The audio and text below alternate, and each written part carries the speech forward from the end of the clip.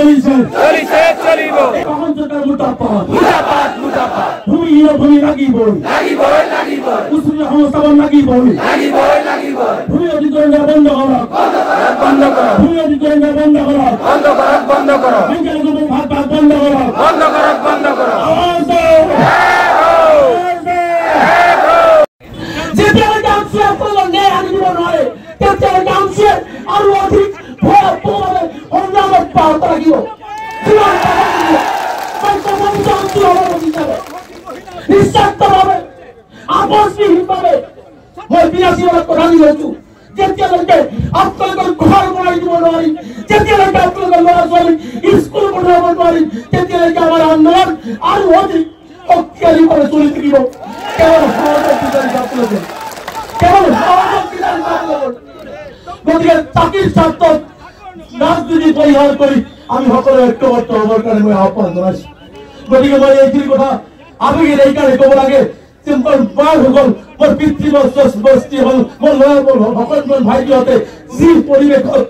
মানুহে মানুহকে লাগে নাৰাখে যিটো হিমন্ত বিশ্ব শৰ্মাই দানৱীয় কায়দাৰে গাজা হাতীৰ পৰিৱেশত আমাক ৰাখিছে গতিকে নেদেখাজনৰ ওপৰত ভৰসা ৰাখক বিচাৰ এদিন হ'বই আৰু জয় নিশ্চিতভাৱে আমাৰ প্ৰতিজন মানুহেৰ হ'ব প্ৰতিজন ভাৰতীয়ৰ হ'ব প্ৰতিজন অসমীয়াৰ হ'ব প্ৰতিজন শিশুৰ জয় নিশ্চিতভাৱে হ'ব প্ৰতিজন মহিলাৰ জয় নিশ্চিতভাৱে হ'ব কেৱল নেদেখাজনৰ ওপৰত ভৰসা ৰাখক ধৈৰ্য ৰাখক সমন্বয় ৰাখক আমি একেলগে হিন্দু মুছলমান নহয় মানুহ হিচাপে অসমীয়া জাতি হিচাপে এই সমস্যাবিলাক আমি তুলি ধৰিব বিচাৰিছো অসমৰ শদিয়াৰ পৰা ধুবুৰীলৈকে সকলো ৰাইজক আহ্বান জনাইছো যে হিমন্ত বিশ্ব শৰ্মাই এই সাধাৰণ থাকি খোৱা কেৱলমাত্ৰ বংগীয় মূলৰ অসমীয়া হোৱাৰ বাবেই তেওঁলোকক এই অন্যায় কৰা হৈছে এই কথাখিনি আপোনালোকে বুজক এই আহ্বান মই উজনি অসমৰ ৰাইজক ৰাখিছো কোনো সন্দেহজনক বিদেশী এওঁলোকে নহয় যে সন্দেহজনকৰ দালাল বাংলাদেশী দালাল হাজাৰবাৰ কলেও আমি কেনেট নকৰি কাৰণ আমি ভাৰতীয় নাগৰিকৰ পক্ষত কথা কৈছো মই মানৱতাৰ পক্ষত কথা কৈছো য'ত মুখ্যমন্ত্ৰী হিমন্ত বিশ্ব শৰ্মাই হিটলাৰী শাসনৰ বিৰুদ্ধে কথা কৈছো আমি কোনো বিদেশীৰ বিৰুদ্ধে কথা কোৱা নাই বুকুত দম আছে কাৰণে মই আজি বিলাসী পৰা ধুবুৰীত কৈ গৈছো ধুবুৰীত বহুতে ভাবে ধুবুৰীটো বাংলাদেশৰ লগত থাকি এই ধুবুৰীৰ মাটিত মই কৈ গৈছো ৭১ চনৰ পিছত যদি মই বেলেগত নাযাওঁ এখোজ আগুৱাই গৈ কৈছো মুখ্যমন্ত্ৰী হিমন্ত বিশ্ব শৰ্মা ডাঙৰীয়া আপুনি মেচিন লগাই দিয়ক ৭১ পিছত যদি এজন মুছলমান বাংলাদেশী দেখুৱাই দিব পাৰে আপুনি খেদিব নালাগে কৰাৰত ধৰি বাংলাদেশ গড়া আমচুৱে পাৰ কৰাই দিব বাংলাদেশ গড়া পাৰ কৰাই দিব বাংলাদেশীৰ ৰক্ষক আমি নহয় বাংলাদেশীৰ ৰক্ষক আমি নহয় অসমৰ অসমীয়া ৰাইজে ধুবুৰীৰ পৰা শদিয়ালৈকে হয়তো আজি বুজি পোৱা নাই মই এই ধুবুৰীৰ মাটিত কৈ গৈছো ২০ বছৰ পিছত ধুবুৰী জিলা আয়ুক্ত গৰাকী বুজি পাব আৰক্ষী অধীক্ষক গৰাকী বুজি পাব উজনি অসমত সন্দেহজনক বাংলাদেশী বুলি ঠেকি ফুৰা মানুহখিনিও বুজি পাব যে হিমন্ত বিশ্ব শৰ্মা হৈছে ভাৰতবৰ্ষৰ বুকুত ১ নম্বৰ বাংলাদেশীৰ ৰক্ষক ১ নম্বৰ বাংলাদেশীৰ ৰক্ষক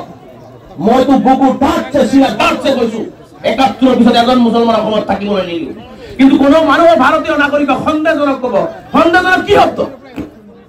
বিদেশী এজন মানুহ ভাৰতীয় নাগৰিক তাক বিদেশী সন্দেহজনক ক'ব তাক প্ৰতিবাদ কৰিব নোৱাৰিব তাক কথা ক'ব নোৱাৰিব সেইটো কেতিয়াও হ'ব নোৱাৰে মই স্পষ্টকৈ কৈছো এই সভাটো মই চেলেঞ্জ কৰিছো ধুবুৰী জিলাৰ কিমান মেচিনাৰী লগাব লাগে প্ৰফুল্ল কুমাৰ মহন্তই মেচিনাৰী লগোৱা নাছিল আমাৰ মানুহ হিয়াৰিং দিব যায় লাইনত গৈ আমাৰ মাতৃসকল ডেলিভাৰী হোৱা নাছিল আমাৰ মানুহৰ মৃত্যু হোৱা নাছিল এনআৰসিৰ কাম হ'বলৈ যায় গাড়ী এক্সিডেণ্ট হৈ শিৱসাগৰত যোৱাৰ সময়ত আমাৰ মানুহৰ মৃত্যু হোৱা নাছিল ধুবুৰীৰ মানুহ তিনিচুকীয়াত যাই হিয়াৰিং দিয়া নাছিল